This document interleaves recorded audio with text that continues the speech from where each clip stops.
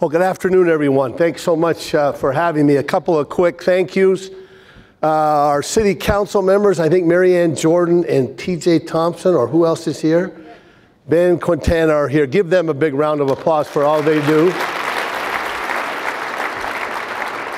And I don't believe this has happened yet. Lynn Hightower, the new executive director, has grabbed the reins and done a fine job. So give Lynn a round of applause as well. You know, I'm happy to see the bar's already open, so if you sneak over and get a drink, I won't be offended. You know, I've had a chance to speak many times at this event, but never a little longer speech like I get to do this year, and I'm so grateful for the opportunity because it's a transformational time in downtown Boise, and I think it's such a great time to talk about the city's vision for downtown and how we're going to work together and make that vision happen. But first, I want to step back a little bit, talk about history of downtown and really briefly, what downtown has meant to me. You know, I was born in the old St. Al's at 5th and State Street, and I grew up right across from what's now the Co-op on 8th Street. That's not my motorcycle there, by the way. In a very real sense, I grew up downtown, walking down to the Carnegie Library on Washington Street. I got in my first fight downtown. Next to the boats and Julia Davis, I didn't do too well, but he was a lot bigger than me, I swear to God. My first job was at McHugh's, mucking out the basement, downtown Boise. I spent many a 2 o'clock a.m. breakfast at JB's Big Boy after the Bass dances let out. My wife and my first date, on our first date, we went to Pangilly's. She ordered a Guinness Stout at room temperature. I was so impressed, I almost proposed right then. Our wedding reception was at the Bass Center. We walked a block to the Grove Hotel for our wedding night. My point is not to relive my glory days. We could go around the room. This is just a sliver of what my downtown has been.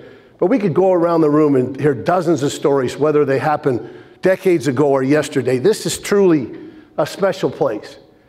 But you know, it wasn't always that way. We had some really tough and almost tough years, tough decades, I would say. You know, Clay Carley at a recent roundtable reminded me of a really snarky shirt that was going around in the late 70s and early 80s. And it said downtown Boise at night. And it was just a big black rectangle. Darkness, that was our nightlife at the time. You can see from these pictures. But contrast that to the downtown we see today. And it ought to really make us happy of how far we've come, but also remind us that we need to constantly work to make downtown better. You know, it wouldn't surprise you to learn, since I've been mayor, I've read pretty intensely on the role of cities in our individual lives and in society.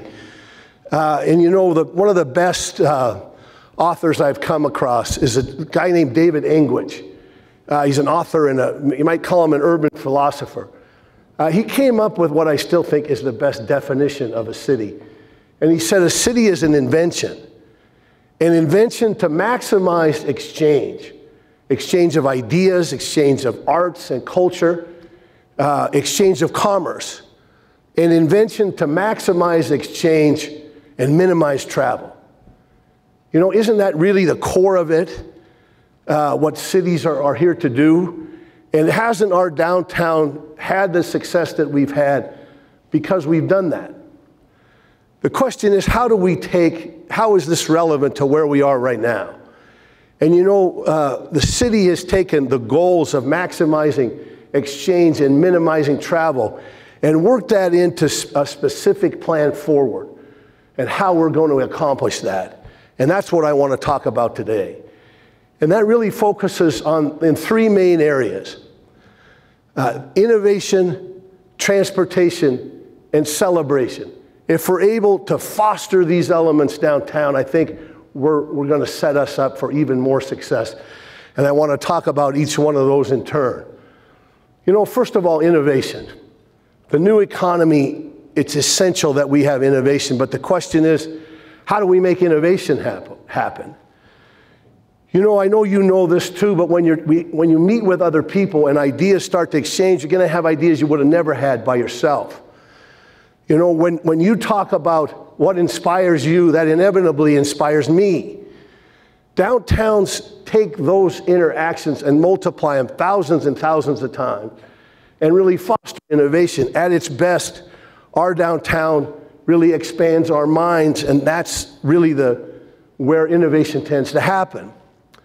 And doesn't it follow that if we expand the area of downtown, we'll expand more minds and give even more people the deeper experiences that downtown allows?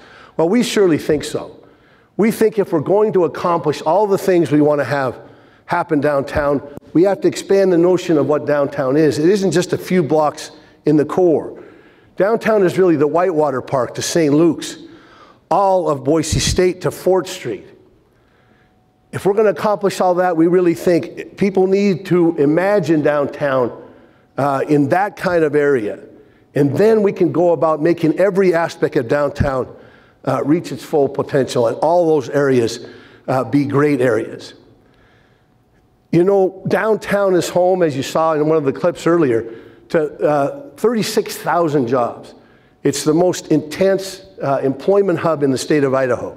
We want to see that expand to 40,000 just over the next 4 or 5 years. That's why we've invested in Trailhead. Trailhead is our startup incubator on 8th Street in Myrtle. It's just going to be so important. The ideas and companies of tomorrow are starting out in Trailhead today.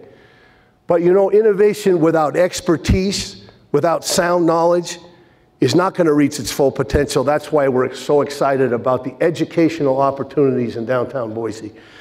To have the Boise State Computer Science Department coming downtown just in the next few months, to have that opportunity, the kinds of creative collisions that can help make happen, to have that tech expertise located so closely to our emerging tech companies, it couldn't be any better than that. And we're just so pleased that that was able to happen, and we do whatever we can to help that. But you know, College of Western Idaho is also opening a campus downtown over on Whitewater Park Boulevard. It's a great part of downtown that's going to, with the presence of CWI, that's just going to kick things off like we can't believe. It's just a beautiful sight. But you know, we in the city of Boise and we all across the valley have to do all we can to make sure CWI succeeds all across the valley, but in downtown Boise as well. But you know, one of the great interactive educational facilities also in the state is our downtown library. Did you know that over 4,000 people on average visit the downtown library every day?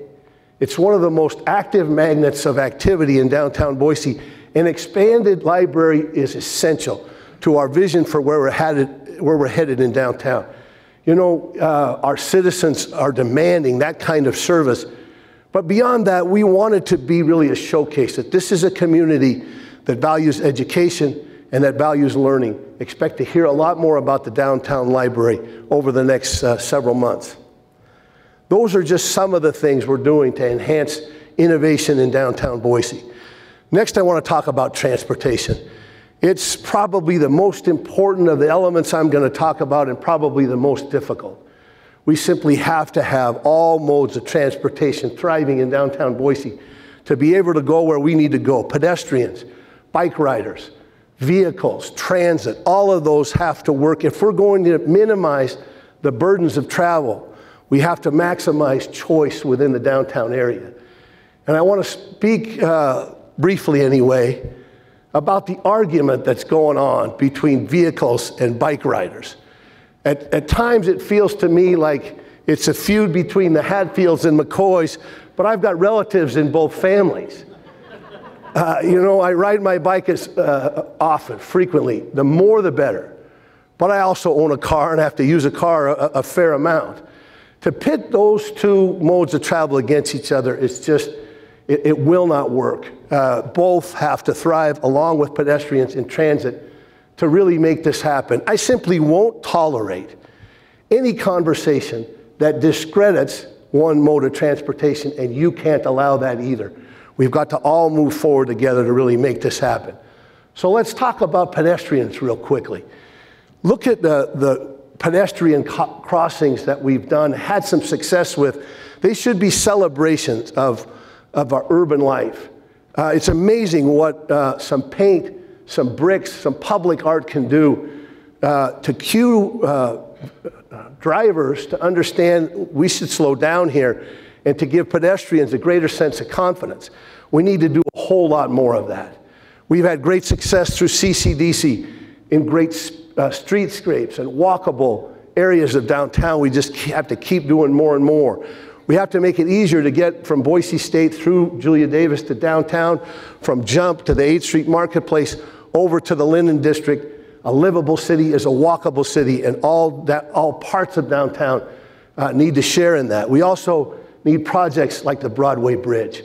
I think that project, we're all gonna be so proud of that. In our office in the city, we work so intensely with ITD. You're gonna see pedestrian ability, bike riding ability, obviously vehicles. Those are the kind of projects that I think are signature projects. And the more success we have in projects like that, the more we can do more and more of that, and we need to. We have to make it easier for traffic to flow downtown. We're so pleased, finally, one-way streets converted to two-way streets. It makes it so much easier to access all parts of downtown. Synchronized traffic lights, all the tools that we have at our disposal to make it easier. But we have to have protected bike lanes as well. We simply must. You know, Jimmy Halliburton, I don't know if Jimmy's here today, but recently at another discussion, he gave, I think, the best vision for what bike lanes can be in the city. He talked about bike lanes really ought to be extensions of our green belt and parks, like green vines into the cityscape of our city. That they shouldn't be just these sterile things. There ought to be planters and paint and greenscape to make something really special out of them. We have a great bike riding city. We're something like 4th in the country per capita in commuter bike riders, and we haven't really made it easier. Just imagine what can we do if we really set the kind of lofty goal that Jimmy's talked about and make it easier to ride. How much better that would be for our students getting to school, whether they're going to elementary school or down to the computer science department at Boise State. And you know, you have to have another option on how you get downtown. And once you do get downtown, how you get around downtown, and that's transit. And that means a source of funding that we don't currently have. You know, I think for the 40th year in a row, the Idaho legislature has denied us local option authority. We're one of only 2 states. I think it's now Alabama and Idaho are the only ones that don't have state support or the ability just to go to our citizens and make our case for them to vote to tax themselves. We need that source to be able to bring transit like we want to see, not just in downtown, but all around. What we, I think, need to do, you've probably heard me say this before, I think it's time to really look at taking matters into our own hands and not keep waiting for the legislature to do an initiative, to gather the signatures statewide. It's a big lift, but I think focusing on that is a better use of all our time, and you'll be hearing more about that as well. But there are things we can do right now, and that's the downtown circulator. If you're gonna drive downtown, we want you to park once, and then to be able to circulate where you wanna go from St. Luke's to downtown, the core, to Boise State, to the west end. If you park once and then be able to travel, not only will that make it easier on you, but we'll have intense investment along the core. It's only really one part of the big transit system that we need to build, but it's a very important part. Finally, the important part of what we need to do is what we call a celebration of downtown. And by that we mean many things. We mean obviously outdoor festivals, but we mean housing and living accommodations downtown. We mean public spaces that are attractive and where people want to go. You're going to see just in the next about year a total redo of the plaza in front of City Hall. And you're going to see what we mean by reinvesting in public spaces to make them attractive and places where people want to go. But you know, in just a couple of days, we're going to open up what is, and I've told this by many, many people who know, going to be one of the best skateboard parks in the world, not just the country. Thanks to the generosity of Catherine Albertson's foundation, we're going to be able to showcase this. We'll open it up on Saturday, and then we'll dedicate it a few months later. It's going to be an amazing space right in downtown Boise. And you know, Jump is phenomenal. Jump is creating opportunities that I don't know that any of us imagine, with an architecture that really pushes things like we want to see in downtown Boise. Esther Simplot Park on the edge of downtown is going to open in the next few months as well, along with the expanded Whitewater Park, which we've all found the funding to do. The drivers of activity and visits that these spaces, these big accommodating spaces are going to do is just going to knock your socks off. I don't think you're going to believe what you're going to see in these public amenities. But we need to do small spaces too, little pocket parks, and places where even the most dedicated suit can get out of his or her office for a little while, enjoy some fresh air and some green space. That's going to be awfully important that we do that as well. When it comes to living downtown, we want to see 1,000 new units built in downtown Boise by 2020. We're over halfway towards that goal already. It's just been amazing. We've provided the incentives that we can to make it quick and easy. That's the part that's been lagging downtown, unfortunately, over the last several years. I've had members of our young people almost accost me at the airport and say, I want to live downtown, Mayor, can you help me out there? Well, there's help on the way. Those units are coming up. What downtown living can do for all of this, patrons for our businesses, employees for our offices, the vibrancy that can do is just going to be phenomenal. And retail, you've heard some about that today. Downtown without retail isn't really a downtown. A mix of local retailers and national ones. It's already cooking well. It keeps downtown humming all through the day. But you know, we have to have festivals. We have to have festivals like Tree Fort. It's hard to even imagine Boise without Tree Fort now. Ale Forts come on. I'm looking for Bourbon Fort in the years to come, and join me at that. Isn't it amazing what Tree Fort's been able to do for us? Alive After 5, the Twilight Criterion. But I think we ought to not just be alive after 5, but we ought to occasionally at least be alive after 5 in the morning. I want to see High Aldi come downtown. The next High Aldi ought to be downtown. That's where the Basque, historically, Basque people lived, and where our Basque facilities are. We ought to have the next High Aldi downtown. And folks, they just skipped the one picture. The Basque Soccer Friendly told us that we're capable of having world-class events here. But what we need is a better place to have them, an easier place for minor league baseball, minor league soccer, concerts, all that additional activity that a downtown stadium can bring to us. A public-private partnership to build a downtown stadium is more possible now than at any time. We're going to focus on that over the next years. We've got some great ideas. A real willing partner in the Hawks owner. Expect to hear a lot about that, because that's part of what a great downtown brings and what we want to see in the not too distant future. Innovation, transportation, celebration.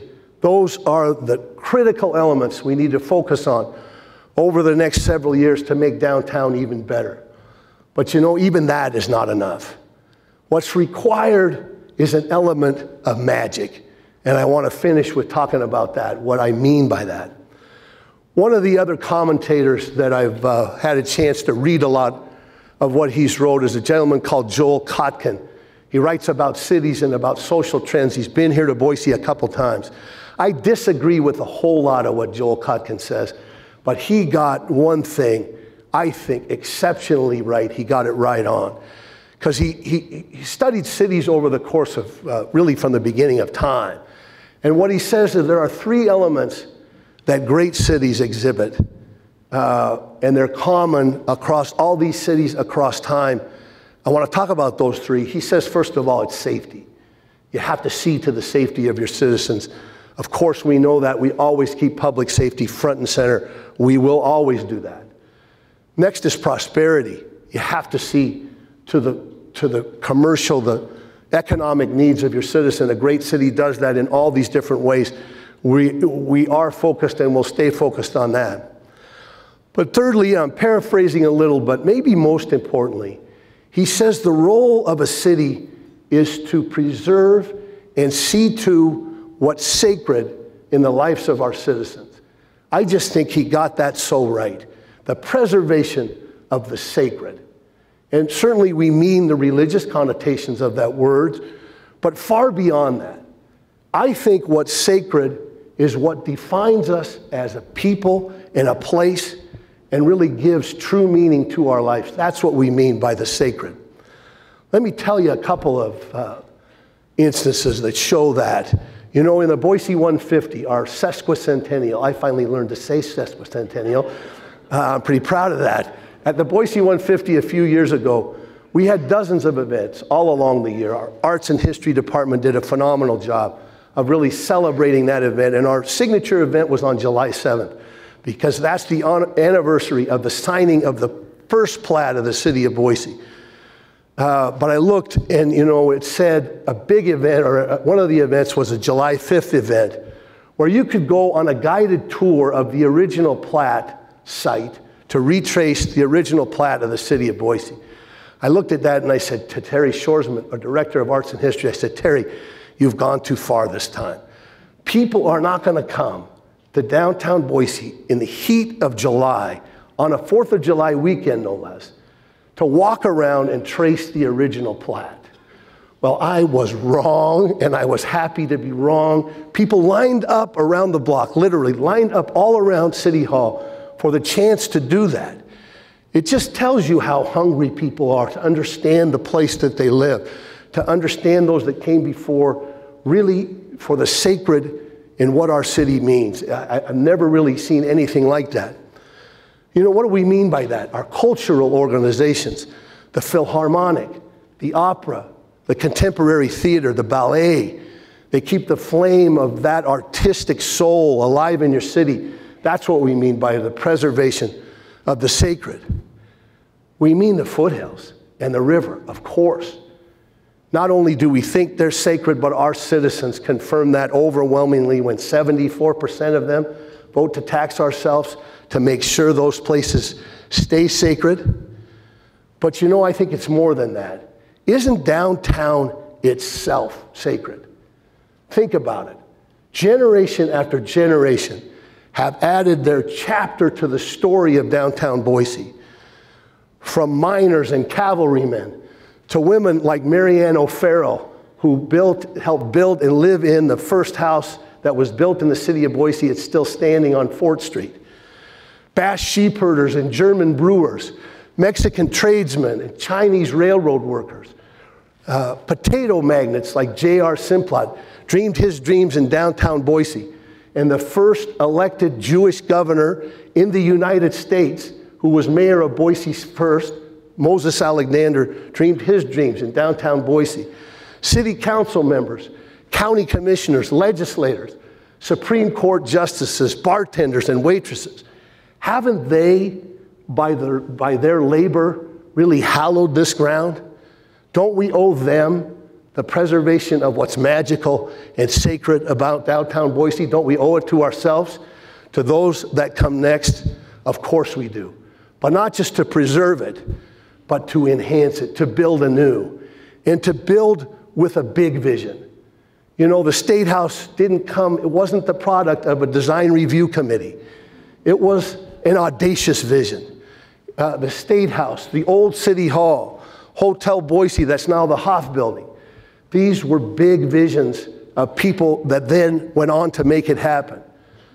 You know, Clarence Darrow in 1906 called Boise the Athens of the sagebrush. He was looking at downtown when he said that. The same view that we have now. Can't we do this if we focus? If we treat this as hallowed ground?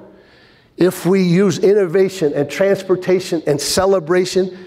If we do that well and many other things, won't we then be entitled when we built a place like that to really say that this is the most livable city in the country? Let's do that together, and let's start now. Thank you very much, ladies and gentlemen.